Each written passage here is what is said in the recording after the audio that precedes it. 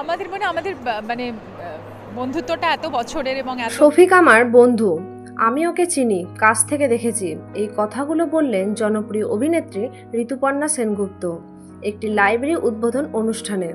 শুধু তাই নয়, তিনি আরও বলেন, আমরা একবার একটি ইউনিয়ন প্রজেক্টে একসঙ্গে কাজ করেছিলাম। তখন থেকেই ওকে চিনি। শফিক একজন ভালো মনের মানুষ। ওর ভুল থাকলেও সেটা শুধরে নেওয়ার ক্ষমতা ওর আছে। আমি ব্যক্তিগতভাবে ওকে বন্ধু মনে করি। বিস্তারিত আরও জানার আগে আপনি যদি আমাদের চ্যানেলে নতুন হয়ে থাকেন, আমাদের চ্যানেলটি সাবস্ক্রাইব করে আমাদের সঙ্গেই থাকুন। ধন্যবাদ। বর্তমানে শফিককে নিয়ে দেশ জুড়ে যে আলোড়ন চলছে, তাতে ঋতুপর্ণার এই বক্তব্য নতুন করে আলোচনার জন্ম দিয়েছে।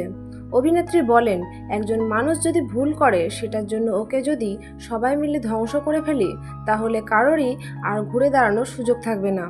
তিনি জোর দিয়ে বলেন, আমি যা বিশ্বাস করি সেটা স্পষ্টভাবে বলি। আমি জানি শফিক খারাপ ছেলে না। ও নিজের জীবনে কিছু করতে চায়, সেটা আমি জানি। ও আমার বন্ধু, আমি পাশে থাকবো।